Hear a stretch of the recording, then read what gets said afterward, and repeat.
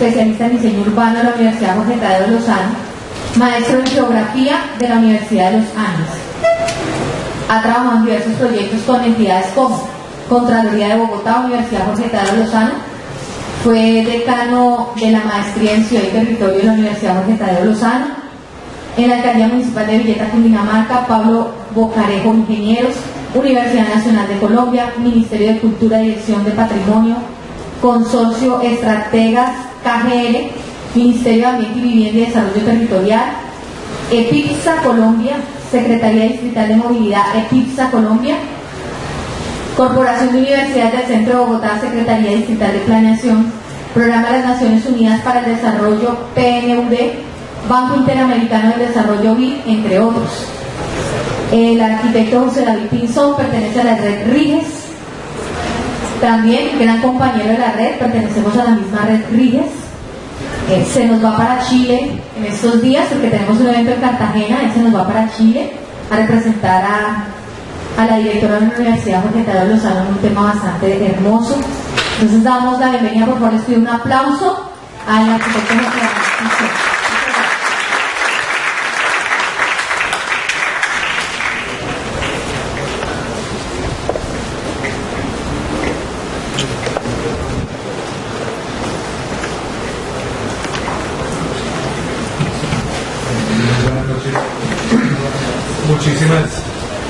Muchísimas gracias y muchísimas felicitaciones a todos ustedes que son ingenieros y están en estos días celebrando su día, celebrando, digamos que su profesión es absolutamente clave para nosotros. Digamos que los arquitectos siempre estamos necesitando a los ingenieros para que nos pongan los pies en la tierra.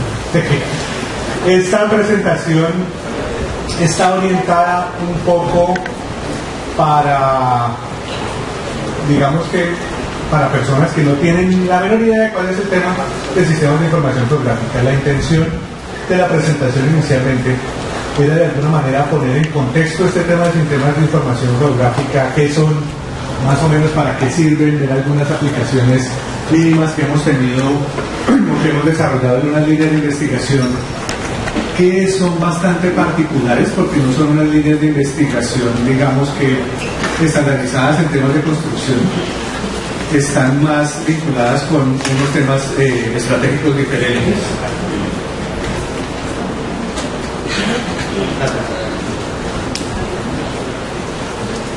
Digamos que están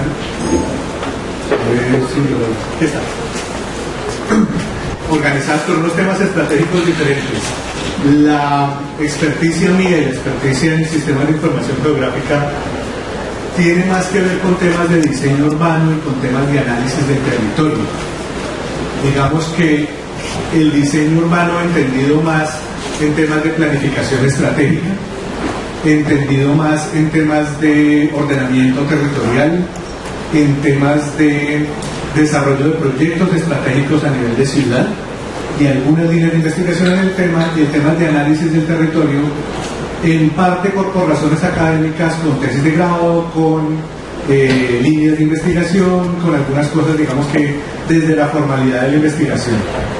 De alguna manera esta conferencia, que voy a tratar de hacer muy rápido para que podamos irnos a descansar, está orientada más como una clase de qué es un tema, de qué es ese tema del sistema de información geográfica. A ver si me organizo así. Listo, vamos a ver básicamente tres partes gruesas. Lo primero, que entendamos qué es un sistema de información geográfica. Ese tema de sistema, ¿a qué se refiere? En realidad no estamos hablando de un software o de una manera de hacer las cosas, sino de un tema que tiene una complejidad un poquito mayor.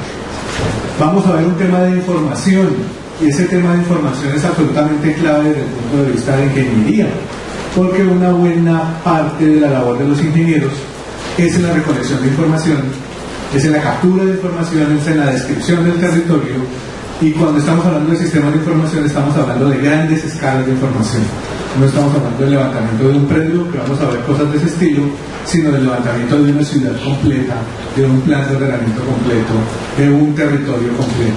Y vamos a ver algunos temas de aplicaciones, principalmente temas de investigación. Voy a tratar de ir muy rápido en todas las diapositivas. Primero, entendamos el tema de qué es un sistema de información geográfica. Aquí está de alguna manera la definición más grande. Principalmente lo que nos interesa es que es un conjunto de métodos, un conjunto de diferentes formas que nos sirven para capturar, almacenar, manipular, analizar, representar, comunicar. Todos estos temas de Big Data están metidos ahí, todos los temas de administración, todos los temas de catastro están metidos en este tema del sistema de información, fundamentalmente para la toma de decisiones. Eso es absolutamente clave. Muchas veces nos venden la idea de que los computadores en un sistema son capaces de tomar decisiones y decir, por ejemplo, por dónde hay que trazar la vía, o hacia dónde va a crecer la ciudad, o que los solos números son capaces de tomar decisiones de tránsito, por ejemplo. Los sistemas de información son básicamente insumos para la toma de decisiones que tienen una cantidad de otras características y se dan sobre diferentes niveles de agregación. Esos diferentes niveles de agregación tienen que ver, digamos que desde lo catastral, desde el predio como tal, hasta análisis de departamentos completos o de ciudades completas. De lo que estamos hablando básicamente son de mapas inteligentes, de mapas dinámicos, de mapas que tienen la capacidad de vincularse con atributos. Básicamente un sistema de información geográfico es una base de datos muy robusta con una cartografía muy robusta, que nos permiten responder preguntas. ¿Qué tipo de preguntas? ¿Qué, cómo, dónde, cuál, cuánto, quién? Entonces, por ejemplo, aquí tenemos una representación del planeta en el que nos está mostrando por diferentes colores la población. Entonces yo puedo entender gráficamente lo que está sucediendo, pero también está vinculado con los datos. Esto es lo que se está pasando aquí. Básicamente estamos hablando de información para la toma de decisiones.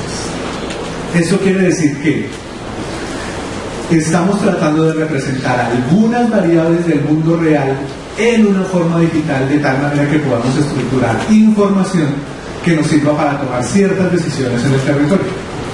Solamente al pasar de la información desde el mundo real a una representación digital ya estamos perdiendo una cantidad de información y ya hay una cantidad de filtros desde los intereses, desde lo político, desde las intenciones mismas del proyecto, que nos van a estar afectando las decisiones como tales. Fundamentalmente vamos a estar hablando de capas temáticas, es decir, de diferentes representaciones de una misma realidad de terreno. Ahorita lo vamos a ver un poco más adelante, que todas están enlazadas por su localización en el espacio. Un proyecto típico de un sistema de información geográfica tiene básicamente 5 componentes. Esta primera parte de la presentación la vamos a estructurar a partir de estos 5 componentes, que hoy prometo ir muy rápidamente por ellos, que tienen que ver con temas de software, con qué tipo de software vamos a estar manejando los sistemas de información geográfico, con algunos temas de hardware, con características de la información, que en la segunda parte los vamos a ver más detalladas, con las personas y con los métodos. En la parte final, cuando veamos aplicaciones, vamos a ver un poquito más detallado el tema de los métodos. Comencemos por el software como tal. Tenemos múltiples herramientas y múltiples software que nos sirven para temas de sistemas de información geográfica. Para los intereses específicos de ustedes, de la disponibilidad que tienen, me interesa analizar estos 3 grandes rápidamente, que son, digamos, que los más importantes que tenemos en el mercado hoy en día. Tenemos una cantidad de otras cosas. De hecho, hay muchos desarrollos que se están haciendo en este momento con aplicaciones para celular desde plataformas abiertas, desde código totalmente abierto, simplemente escribiendo código, que han dado resultados muy interesantes. Acabo de participar en una tesis de grado de maestría en la Universidad de los Andes que desarrolló un software muy interesante para capturar información del centro de Bogotá en una, digamos que en una tablet o directamente en un teléfono celular, programado dentro del teléfono celular, con una simplicidad asombrosa que logró una cantidad de información muy interesante. Comencemos por el estándar del mercado. El estándar del mercado es el software que se llama ArcGIS, de una casa que se llama Esri. Esri es una empresa que ya tiene, pues desde 1969, ya van a ser 50 años. Inicialmente, fundamentalmente hacían consultorías, después se metieron con temas de investigación y se metieron muy fuertemente a desarrollar una cantidad de elementos del software. Hay un distribuidor en Colombia del software. No es un software barato, es un software que es costoso pero que es muy robusto, lo van a encontrar ustedes en prácticamente todas las instituciones del Estado. Es relativamente sencillo de manejar, tiene unas ventajas, por ejemplo, con las universidades, para compra del software con las universidades, y tiene unas ventajas de información. Estas dos páginas, erre.com y erre.co, son los distribuidores oficiales del software en Colombia directamente. Además, dentro de este software que se llama ArcGIS, tiene una serie de extensiones, es decir, de otros programas conexos, de una serie de herramientas que le permiten hacer una cantidad de cosas distintas al software a partir de la información. Por ejemplo, podemos hacer análisis espaciales con algo que se llama geoestadística. Es decir, podemos hacer estadística espacializada a partir de algunos elementos de terreno. Más adelante vemos un ejemplo chiquitico de eso. Podemos hacer análisis tridimensionales, representaciones tridimensionales específicas. Hacia el final de la presentación vamos a ver una de Bogotá.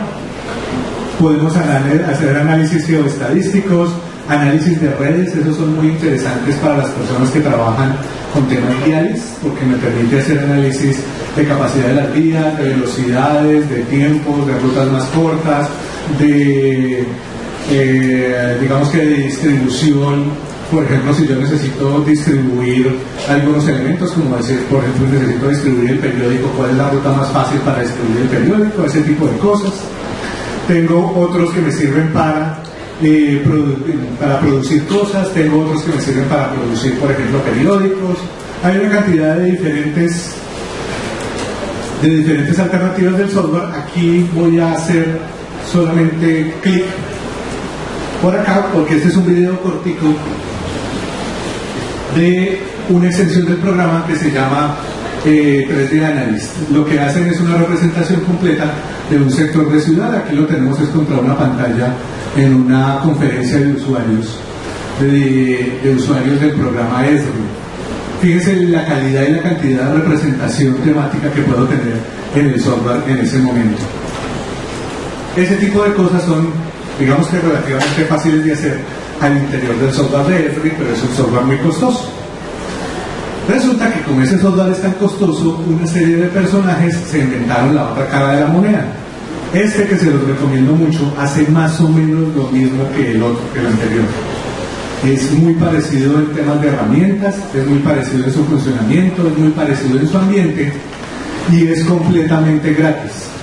Este software, que se llama QGIS, se puede bajar directamente en la página de QGIS, de QuantumGIS. Es un software libre y de plataforma abierta. Esto quiere decir que permite ser programado. Uno puede programar nuevas cosas a la medida e incluirlas dentro del software con herramientas de R+ y con herramientas de Python, que son realmente programas muy simples de manejar. Este QGIS, esta es la página directamente, y una vez lo manda uno a preguntarle si lo quiere descargar, y está disponible para múltiples plataformas, para Windows, para Linux, para Android, para diferentes posibilidades. Y el último de los tres que me interesa mencionar hoy es lo que tiene que ver con Autodesk. Autodesk es la casa de AutoCAD. Todos los que dibujan en AutoCAD, o los que dibujan en Civil AutoCAD, hay una cosa muy interesante ahí, y es que resulta que Autodesk tiene unas licencias para estudiantes que son gratuitas. En teoría uno puede bajar, si la universidad tiene convenio, que creo que casi todas las universidades lo tienen, uno puede bajar todas las versiones de los diferentes programas de Autodesk. Por ejemplo, el AutoCAD en todas sus versiones, el Civil Engineer, el 3D en todas sus versiones, incluyendo esta que se llama AutoCAD Map. La versión de AutoCAD Map es en un ambiente de AutoCAD, es en un ambiente distinto, digamos que es un poco más compleja de manejar, pero permite hacer una cantidad de cosas dentro del software muy importantes, y en teoría, de nuevo, para estudiantes y profesores es gratuito. Yo lo tengo en mi computador, es relativamente fácil de bajar y de manejar, y permite hacer una cantidad de cosas. Aquí está la página directamente de Autodesk, donde se puede bajar la información. Y yo creo que voy a dejarles esta presentación colocada en alguna parte, de pronto en el computador, por si necesitan los links o si necesitan alguna cosa. La otra cara de la moneda es la cara del hardware. Con respecto al hardware, tenemos digamos que muchas herramientas que vamos a necesitar, herramientas de captura de información, herramientas de procesamiento y herramientas de salida de información. Entonces los plotters, los escáneres, los computadores, las redes, todas estas están metidas, y dependiendo de lo que yo quiera hacer voy a necesitar estos componentes dentro del sistema. Digamos que dentro del sistema, además de los simples computadores, tengo una cantidad de otras herramientas que voy a necesitar poder colocar en línea. De nada me sirve poder hacer mapas si nadie puede visualizarlos o si no tengo manera de interpretarlos directamente sobre papel. Y si no necesito sacarlos sobre papel, necesitaría buscar una manera de conectar desde mi celular o desde mi tablet con el computador con el que estoy haciendo los análisis.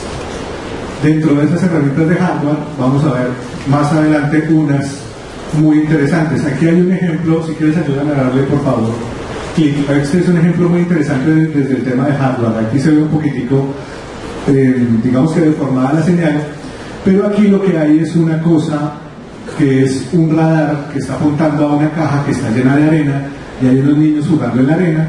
El radar toca la tierra, se va hacia el software reconstituye directamente las curvas de nivel y las proyecta sobre la misma caja de arena. Entonces de alguna manera está haciendo topografía en tiempo real. Esa hardware, que es relativamente simple, lo que tenemos ahí, se hace a escala satelital también. Quiere decir que hay ciertos elementos en los cuales se puede levantar topografía en tiempo real sobre ciertas acciones de terreno, directamente con información satelital. Algo de eso lo vamos a ver un poquito más adelante. Hacemos aquí a la otra. La otra clave del tema del hardware que en este momento está en boga, muy importante, vamos a ver más adelante un poquitico de estos, es todo el tema de los drones para capturar la información. Más adelante vamos a ver todo el tema de cómo se consigue la información y cómo se captura la información, y estos personajes aquí van a tener un papel protagónico en diferentes temas. Miren, por ejemplo, el tipo de cosas que se están vendiendo de manera comercial en este momento. Hay unas casas que permiten que uno pueda directamente armar su propio dron, es decir, de diferentes características. Los comerciales, es decir, los que no tienen características militares, los que se pueden comprar directamente, en este momento alcanzan a levantar hasta 1,5 kilos. Quiere decir que yo puedo levantar una cámara de 1,5 kilos de peso con todas las características que yo necesite en un dron de forma comercial. Esas son, digamos que, unas características bien importantes que vamos a ver un poquito más adelante. El siguiente tema es el tema de las personas. En este tema del sistema de información geográfica hay una condición muy interesante, y es que tenemos gente de múltiples disciplinas profesionales de todo el planeta con diferentes visiones trabajando sobre la misma información y sobre las mismas posibilidades. Desde el inicio de los sistemas de información geográfica se hizo una especie de acuerdo global en el cual los software no están, digamos que la información no está directamente vinculada a los software, sino que se puede distribuir entre las diferentes casas. Eso quiere decir que la información no está necesariamente pegada a un programa u otro, sino que la información sirve para absolutamente todas las casas de los diferentes programas, permitiendo la interconexión entre diferentes personas. Esto que tenemos aquí son imágenes de la conferencia de usuarios ESRI en San Diego, que se hizo el año pasado. Es una conferencia, para ponerlos en contexto, el sitio donde se hace la conferencia es el mismo sitio donde se hace Comic Con, que es una conferencia enorme en Estados Unidos, y estamos hablando de cerca de 35,000 personas en ese momento, en ese sitio, haciendo diferentes intercambios de información sobre diferentes cosas. Estamos hablando de geólogos, de geógrafos, de salubristas, de médicos, de ingenieros, de arquitectos, planificadores, abogados, militares. Hay una sección muy importante de temas militares, de temas de transporte, y todas estas personas trabajando sobre un mismo lenguaje común, que son los mapas. Esta imagen, por ejemplo, es una imagen muy interesante de En esa conferencia, una pequeña mesa de trabajo en la que estábamos organizándonos, entonces una de las personas de Edry, que es este señor de cuadritos, nos estaba explicando el funcionamiento del software sobre una mesa, rayando directamente, trabajando conceptualmente con lo que se está trabajando, con lo que, digamos que con las necesidades específicas que teníamos, y la chica que está de azul es una chica coreana, los dos muchachos de rosado eran dos muchachos mexicanos, había unos uruguayos, el muchacho aquí era español, Samir, el que está ahí atrás, venía de Emiratos Árabes, dos gringos que estaban por allá atrás, y todos estábamos trabajando sobre la misma mesa. Había un abogado, dos ingenieros, yo era arquitecto, todos estábamos hablando de manera interdisciplinar sobre los mismos mapas,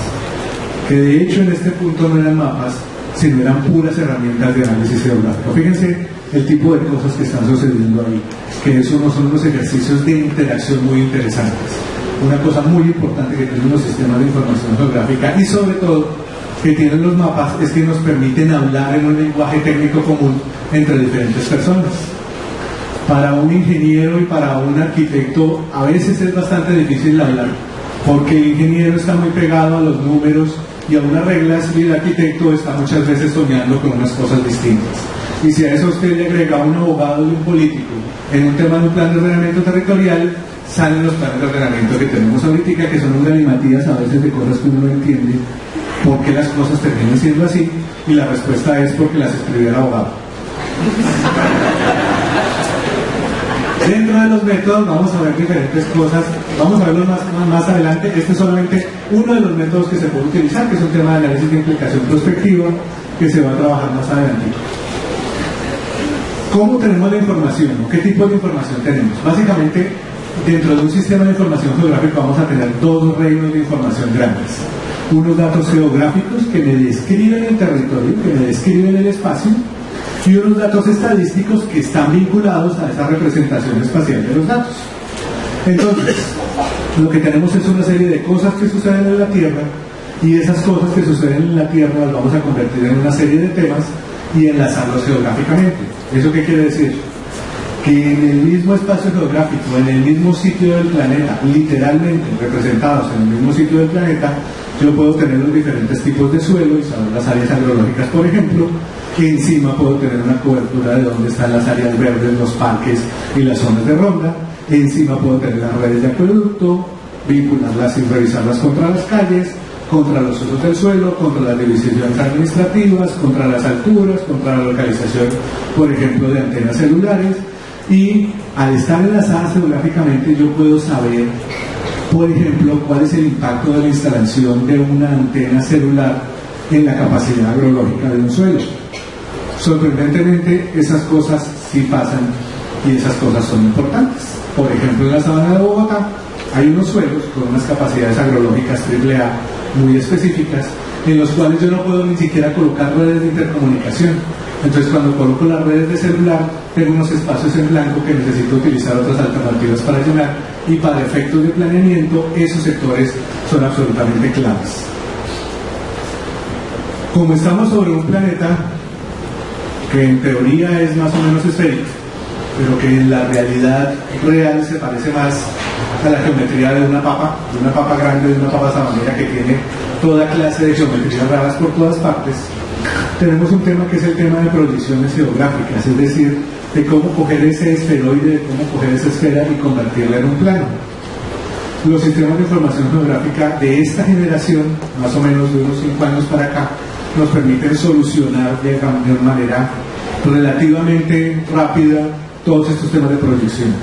Pero la humanidad se gastó más de 300 años tratando de desarrollar estos temas y estas geometrías. En este momento hay una estandarizada que maneja el Instituto Geográfico Agustín Codazzi, que maneja para todo el país, excepto Bogotá, porque Bogotá tiene un catastro totalmente distinto.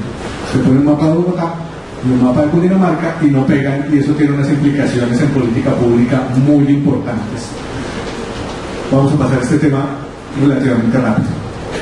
Hay dos maneras grandes de representar el mundo real. Yo lo puedo representar con modelos rasterizados o con modelos vectoriales. ¿De qué depende utilizar uno o el otro? Del tamaño en el que voy a utilizar, del tamaño que necesito de información, de cuánto tiempo me voy a demorar, de la escala, de la proyección, de la fuente, de una cantidad de cosas.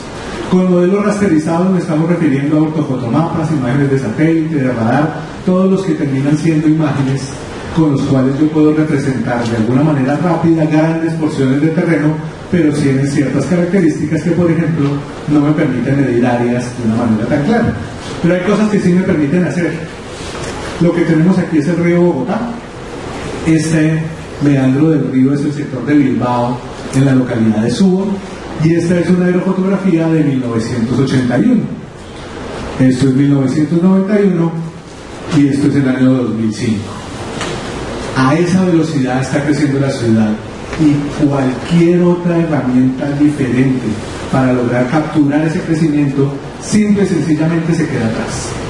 Lo más fácil es simplemente ir y tomar las diferentes fotos, y a partir de las sesiones de fotos o de las, digamos que de las diferentes fotografías, yo puedo comparar crecimientos de terreno relativamente rápidos. También puedo hacer ejercicios de este estilo. Aquí lo que tenemos que tiende hacia el morado es la sabana de Bogotá. Tenemos la zona completa de la sabana de Bogotá. Sobre esa zona podemos hacer cosas como restituir las vías, es decir, literalmente dibujar dónde están las vías, dónde están los ríos, dónde están las diferentes cosas de una manera relativamente rápida. Eso, entre otras, es parte de la labor del Instituto Geográfico Agustín Codazzi. Cuando hacen la geografía del país, lo que hacen es tomar información de este estilo, que es información vectorial, y información raster, y tratar de vectorizarla, pero además hay otras cosas que se pueden hacer con esta información. Por ejemplo, a mí me interesa saber exactamente cuánto está creciendo la ciudad de Bogotá, entonces yo puedo hacer análisis de este estilo, en los cuales voy a utilizar diferentes bandas del color para generar, digamos que unas imágenes diferentes, con longitudes de onda distintas, que me permiten ver, por ejemplo, el crecimiento, vamos a ver si esto se funciona, todo ahora sí, el crecimiento de lo que es Funza, Madrid, Mosquera, y esta foto es del año 2000. Funza, Madrid, Mosquera, y aquí lo que tenemos es, aquí está Cota, aquí está Chía, y estos son Tabla y Tenjo, y este es el Rosal. Lo que hay aquí son las áreas cubiertas en flores, lo que hay acá son las áreas que están en este momento en desarrollo urbano o desarrollo de barrios progresivos. Entonces aquí lo que tenemos es Soacha y hacia dónde es que está creciendo Soacha, y esto por acá es el desierto de Mondoñedo, que en esta alteración fotográfica comienza a verse mucho más claramente cómo es que está funcionando. También puedo utilizar los eventos raster para hacer cosas como de este estilo. Por ejemplo, eventos atmosféricos. Si tengo la lluvia, tengo una serie de estaciones climatológicas en unos puntos específicos. Obviamente no puedo medir cuánto cae en toda la ciudad. Entonces, utilizo estos puntos específicos y con unos algoritmos hago unas operaciones geoestadísticas que lo que me van a construir son esta serie de mapas que tienen redes de cuadritos, y cada cuadrito tiene un valor en el que está diciendo si aquí llueve más, si aquí llueve menos, aquí va de 100 a 1, y aquí va de 1 a 5, y aquí va de 5 a 100, y al distribuir eso en un mapa me genera mapas de precipitación, por ejemplo, para grandes territorios. Este tipo de información solamente se puede hacer con modelos rasterizados. Los modelos vectoriales son la otra cara de la moneda, que ustedes conocen más que yo, que son los vectores, puntos, líneas y polígonos básicamente, y lo que hacemos es representar el mundo real a partir, por ejemplo, de polígonos como los bosques o los lagos, ese tipo de cosas, de estructuras de líneas como los ríos, o de puntos como los árboles. Sin embargo, yo puedo representar, por ejemplo, a Bogotá de diferentes maneras. Yo lo puedo representar como una red de polígonos, si estoy hablando de las manzanas. Yo puedo representarlas como una red de líneas, si estoy hablando de las calles, y si estoy trabajando en una escala distinta, Bogotá simplemente es un punto, y en los tres niveles estoy representando la misma ciudad, y en los tres niveles tengo información distinta y capacidades distintas para generar análisis. ¿De qué depende que yo lo represente de una manera u otra? De la escala, de la fuente, del tiempo, de qué es lo que necesito hacer, de cómo voy a ver esa información, de mi capacidad de procesamiento. Este, por ejemplo, es un modelo que construimos para la gobernación de Cundinamarca ya en el año 2010, que es un modelo muy interesante, en el que cogimos los planes de ordenamiento territorial de Cundinamarca y armamos un solo plano con todos los planes de ordenamiento territorial para ver exactamente hacia dónde es que está creciendo Cundinamarca. Girardot Ricaurte, completamente conurbados. Fusa, en una línea que ya va de conurbación hacia Bogotá, que tiende hacia Soacha.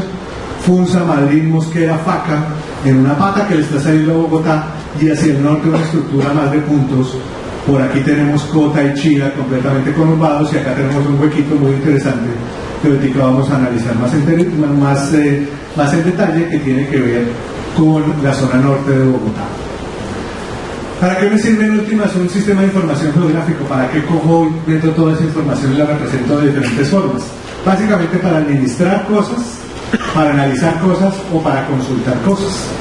Por ejemplo, miremos el tema de administración. Hace unos años estuve trabajando con el Banco Interamericano de Desarrollo en Quito, y resulta que en Quito tenían un problema, y es que no tenían un catastro muy detallado.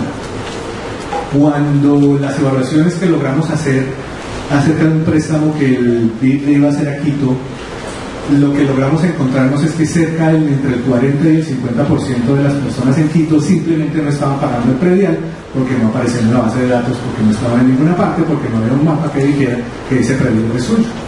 Cuando se hizo ese ajuste, Quito prácticamente duplicó la cantidad de dinero que le estaba entrando vía catastro, lo que le permitió pagar una cantidad de otras cosas, entre otras cosas muy interesantes, unos trabajos sobre el centro de Quito, sobre las áreas urbanas, que son muy bellos, sobre el centro histórico de Quito.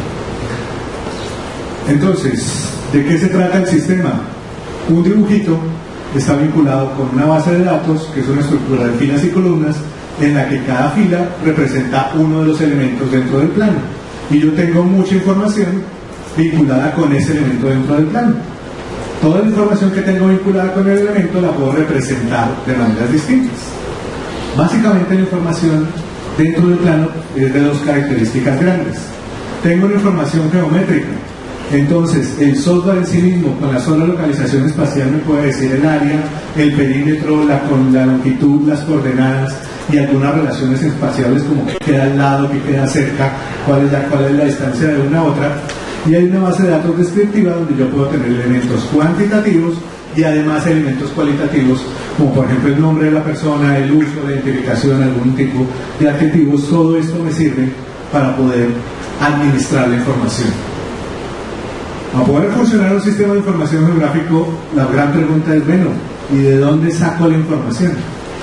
Lo primero, las instituciones oficiales y digamos que las fuentes oficiales de información. Tal vez las oficiales más grandes, el IGAC, el DANE, el Indominas, los diferentes estamentos del Estado. También puedo utilizar sistemas de digitalización o de vectorización, bajar mapas de internet, o utilizar este tema de sensores remotos que ya vamos a ver un poquito más adelante.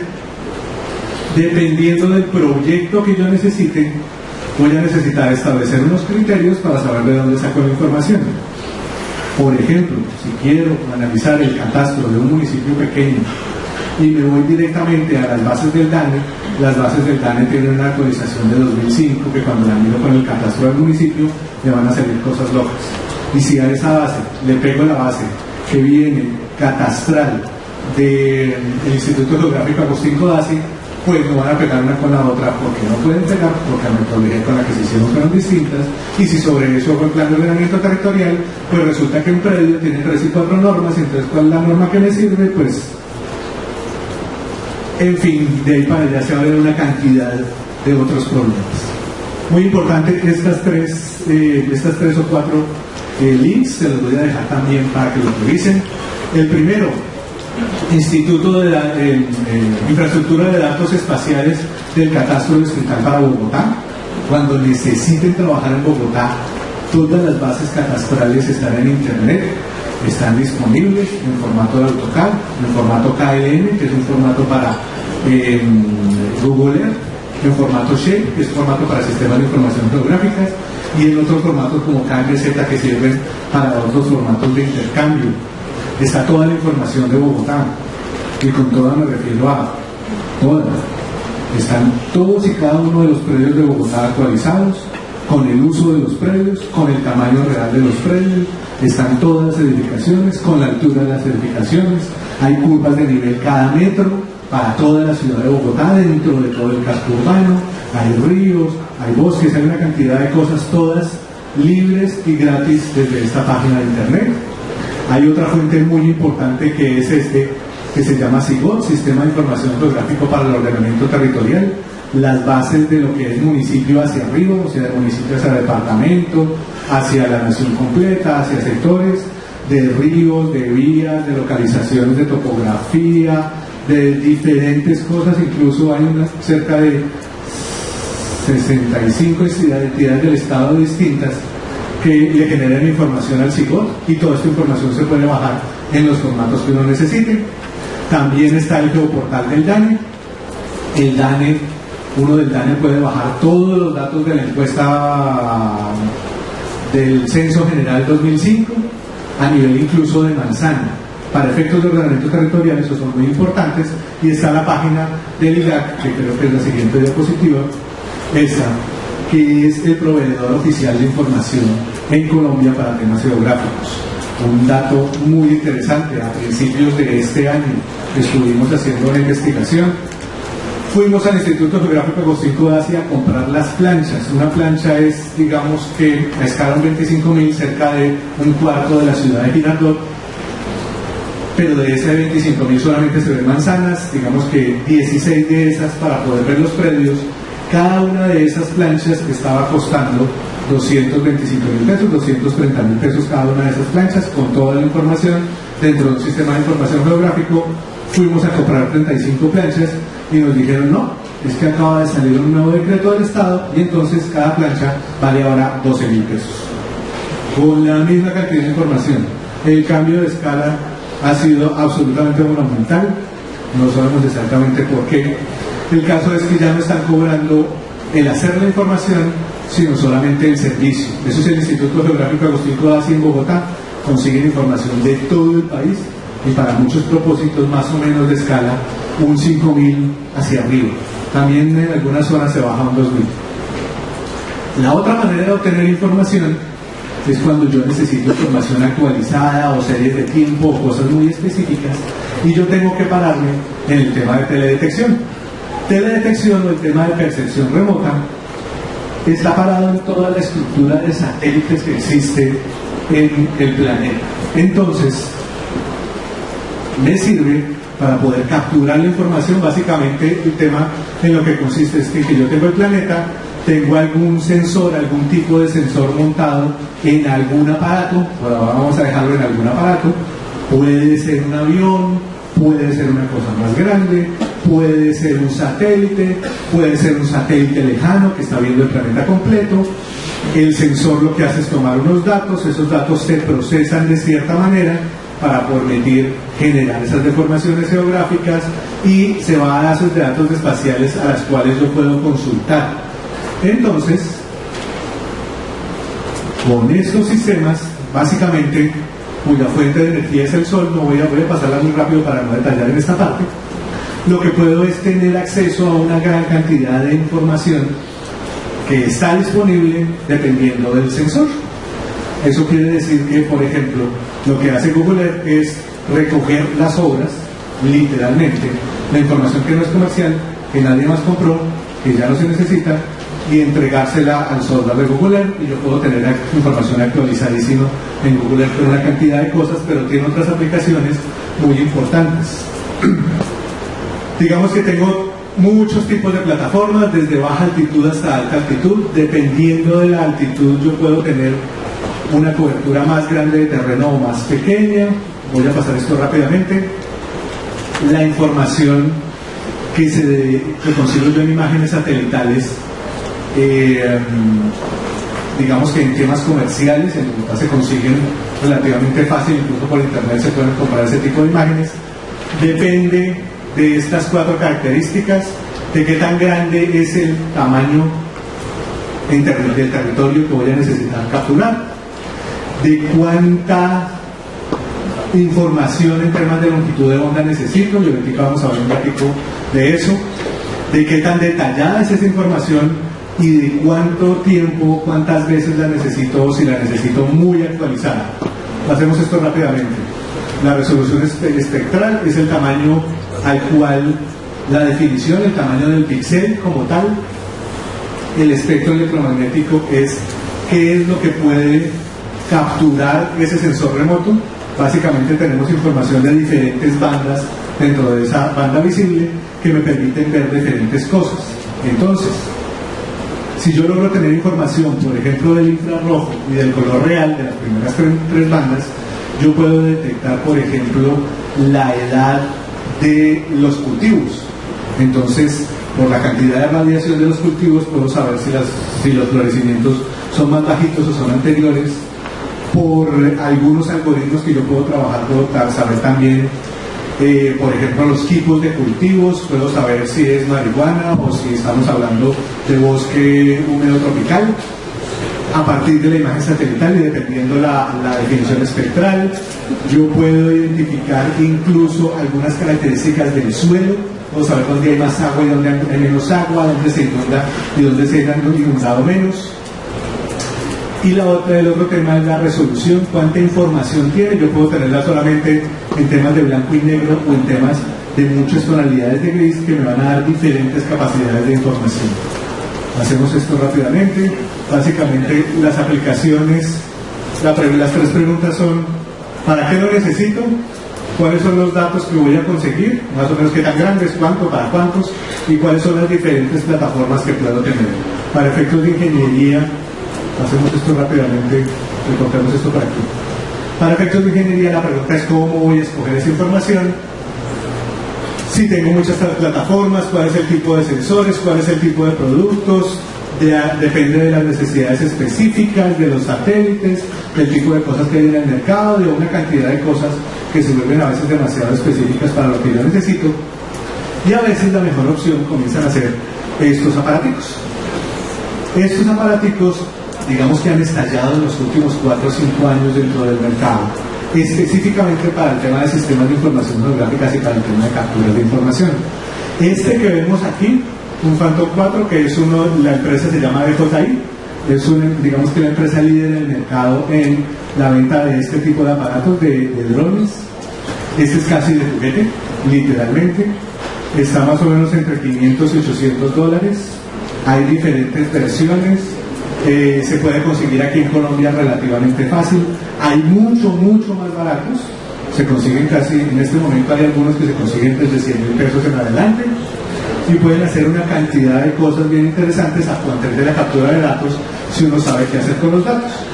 En el otro extremo están, por ejemplo, estos, en los que uno compra las partes y arma la cosa ya, digamos que a medida. Uno de estos fácilmente vale 15.000 dólares. Tampoco estamos hablando de unos costos altísimos si uno los compara con una imagen satelital o con un satélite. Uno resulta que tiene un aparatico en el cual puede capturar información relativamente rápido.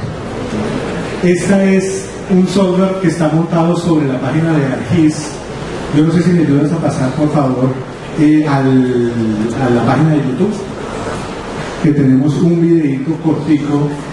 Pongámoslo si quieres en pantalla completa y a ver si lo logramos ver rápidamente. Ese es obviamente promocional del software que se llama Drone2Map para ArcGIS. Se trabaja con un elemento de estos que es un dron relativamente pequeño. El dron va y toma unas fotos, una serie de fotos bien interesantes. Estos drones realmente no son tan complejos de conseguir, no son tan fáciles de manejar, pero tampoco son tan complejos de manejar, y uno con esa serie de imágenes, el software lo que le permite es generar nubes de puntos, es decir, va a generar una cantidad de punticos distribuidos en el que cada uno de los puntos sabe las coordenadas X, Y, Z y está vinculado con una imagen. Entre más imágenes tenga yo, más puntos tengo, y lo que voy a poder lograr son cosas de este estilo, en los que tengo modelos tridimensionales completos con unos levantamientos supremamente detallados que se pueden hacer relativamente rápido. En 2 o 3 días yo podría hacer un levantamiento de este estilo dependiendo de la cantidad de puntos. Yo puedo programar el vuelo, puedo programar una cantidad de información, ver por ejemplo la cobertura vegetal, hacer análisis por ejemplo de temperatura, del suelo. Se están utilizando mucho para una cosa que en este momento se llama agricultura de precisión. Entonces el agricultor tiene 5, 10, 20 hectáreas y en esas 20 hectáreas de arroz puede estar haciendo vuelos cada segundo o tercer día, identificando en qué sectores está creciendo más despacio, en qué sectores les hace falta agua específicamente, cuáles están más afectados por enfermedades, ese tipo de cosas. Y digamos, porque si no nos van a quedar bien de la noche para pasarlo muy rápidamente. Aplicaciones. Esta primera no es una investigación que no es mía. Es una investigación de un grupo de la Universidad de los Andes que trabaja en geomática, que la traje específicamente porque para ustedes es bien interesante. Estos muchachos, Carlos Arango y el grupo de ellos, hicieron una presentación, aquí es donde está la referencia, ellos hicieron una presentación en un concurso en Toronto, Canadá, que se ganaron con este tipo de cosas, y lo que hicieron fue un ejercicio muy interesante con un dron a partir de esa tecnología que acabamos de mirar. Tenían un lote que servía, ese lote estaba destinado para colocar escombros. El concesionario, la persona que tenía el lote, necesitaba desocupar ese lote, sacar los escombros de ahí, y necesitaba entonces levantar una montaña de escombros con relativa precisión para calcular el volumen de esa montaña de escombros. Entonces estos muchachos decidieron utilizar dos tecnologías en paralelo: una estación total en láser para hacer un levantamiento tradicional, un levantamiento topográfico tradicional y calcular a partir de ahí el volumen, y utilizar los drones, los más baratos que vimos, los Phantom, los Phantom 3, los más baratos que vimos, con una cámara estándar tradicional, y montar la información en el software para calcular exactamente lo mismo. Ambos datos se los entregaron obviamente a la persona que hizo el contrato, que les permitió hacer la investigación. La persona con eso hizo el contrato para desocupar el lote y les dio después el tamaño exacto real de ese tamaño de escombros. Estos son los datos reales. Estos son los datos del dron con la precisión específica que desarrolla el software, y esto es lo que calculó la estación total. Es sorprendentemente preciso. Además, con una cosa muy interesante: aquí hay un mes de trabajo, aquí hay 2 días, con la misma precisión. Y estamos hablando de una montaña de escombros que tiene todas las características geométricas complejas que existen ahí. Este tipo de software son muy interesantes para analizar. Voy a pasar rápidamente por estas últimas diapositivas. Tienen que ver con las líneas de investigación con las que estamos trabajando en la Universidad Jorge Tadeo Lozano. Estamos trabajando con unos temas de transporte y de vía pública, de vía activa. Estamos trabajando con unos temas de parques, de recreación y de otras cosas, y con una línea muy interesante, una línea de salud pública, que tiene que ver con, precisamente, sobrepeso, con temas de sobrepeso y obesidad. Resulta que las personas en sobrepeso y obesidad tenemos, yo ya estoy en la línea por encima, tenemos unas características específicas desde el punto de vista médico que nos hacen susceptibles a temas como enfermedades del corazón. Esta es una niña de 15 años en Atlanta. De este tipo de personas estamos viendo en México, estamos viendo en Estados Unidos, en unos temas que ya se están convirtiendo en temas muy complicados desde el punto de vista de salud pública, porque cuando yo tengo una persona de este estilo, digamos que una niña de 15 años, esa niña tiene una probabilidad altísima de desarrollar diabetes mellitus tipo B, un tipo de diabetes muy específico, que no la mata directamente, pero que va a estar, demandando cosas al servicio de salud durante todo el resto de su vida. El costo para el servicio de salud es un costo enorme. Entonces, muchos gobiernos están trabajando directamente en esa línea de investigación. Nosotros estuvimos trabajando en esa línea de investigación, por ejemplo, con el Centro de Control de Enfermedades de Atlanta, con la Organización Panamericana de la Salud, con la Universidad de las Andes, la Fundación FED, la Universidad de Washington, una cantidad de otras instituciones con las que hemos tratado de identificar si existe alguna relación entre la forma de la ciudad, la pura geometría y los puros aspectos físico-espaciales de la ciudad, con la cantidad de ejercicio que hacen las personas. Y resulta que sorprendentemente nos encontramos, aquí son algunas de las publicaciones, nos encontramos una cantidad de coincidencias bien interesantes. Entonces, para poder hacer eso, lo primero que necesitábamos era lograr calcular una serie de indicadores. Lo primero que hicimos fue establecer una definición conceptual de los indicadores. Para poder adelantar cualquier sistema de información, lo primero que necesito es entenderlo conceptualmente. ¿Qué eran esos indicadores? Establecimos unos requerimientos mínimos para esos indicadores.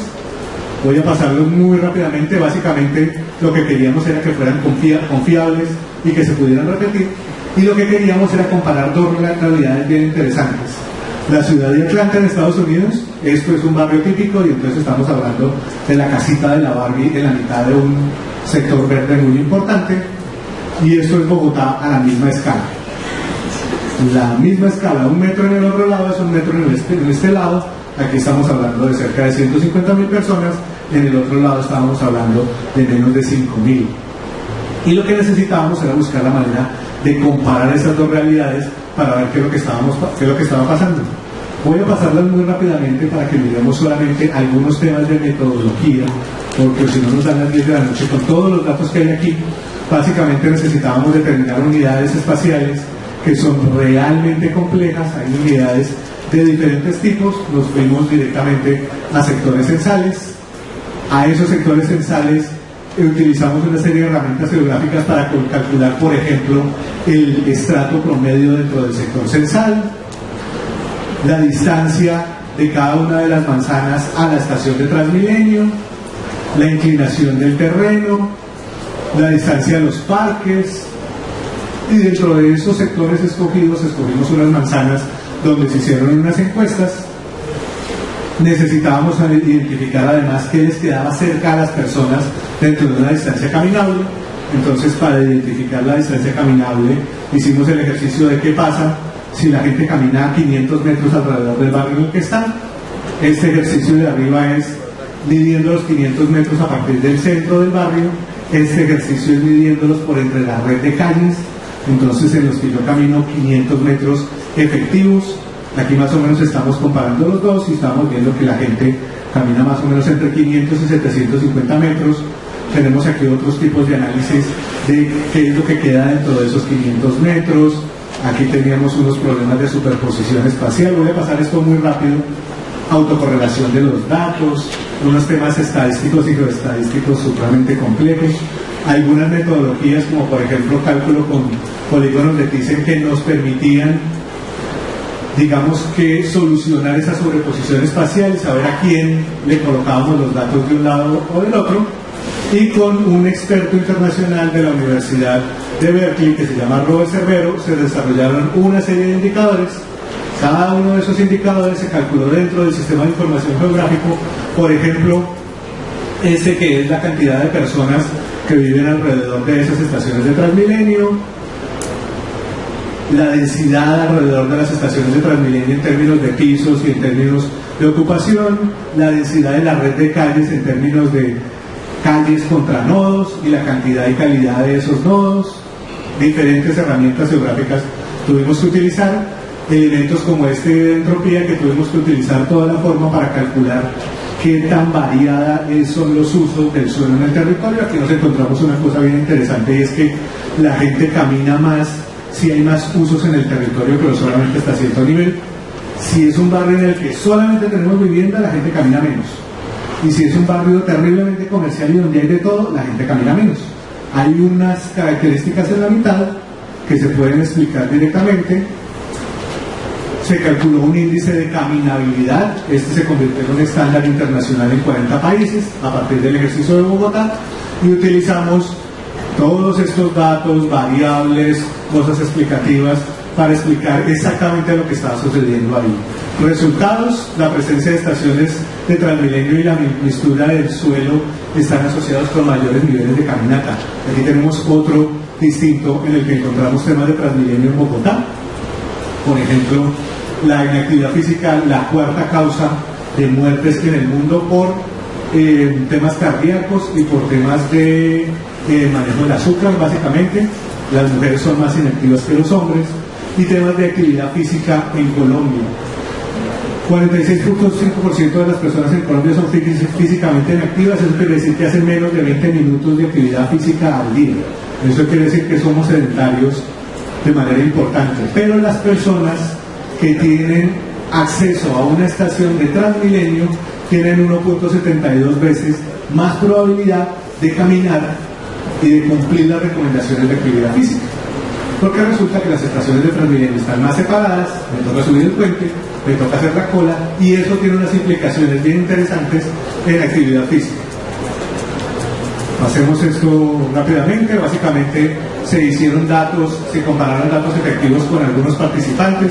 Estas son mediciones hechas con acelerómetros a las personas.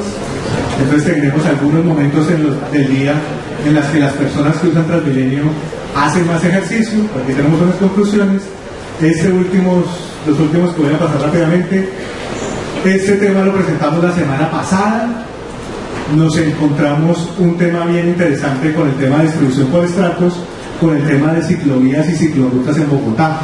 Esta es la distribución de las ciclovías y las ciclorrutas. Esto que tenemos acá son los estratos de Bogotá: 6, 5, 4, 3, 2 y 1.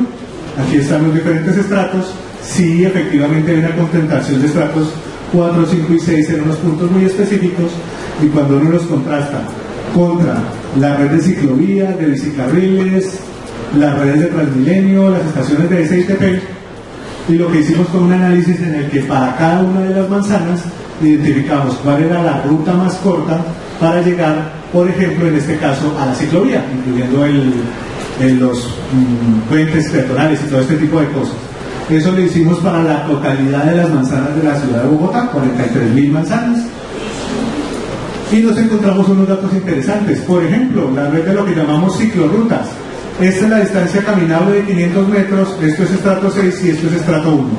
En promedio, una persona de estrato 1, por temas de pendiente y por temas de acceso, no puede montar bicicleta. Y resulta que es uno de los temas que más estamos trabajando. Fíjense lo que está pasando aquí en los intervalos. Esto es estrato 6, casi todas las manzanas de estrato 6 están a menos de 500 metros. Esto es estrato 1, la mayor cantidad de manzanas están mucho más lejos de 500 metros, entonces estamos hablando aquí de unos datos de inequidad. Lo mismo pasa con ciclovía dominical, que es la que se supone nos ayuda a hacer reporte a las personas. Le queda mucho más lejos a los estratos 1 y 2 que cualquiera de los otros estratos. También nos pasa con Transmilenio. Transmilenio tiene mucho menos acceso a las personas de estrato 1 y 2. Y el tema de SITP. SITP termina diseñado para estratos 3, 4, 5 y 6, pero cuando llegamos al estrato 1 tenemos serios problemas de movilidad para las personas de menores estratos. Les traje la foto porque esto salió en el tiempo de la semana pasada, el domingo.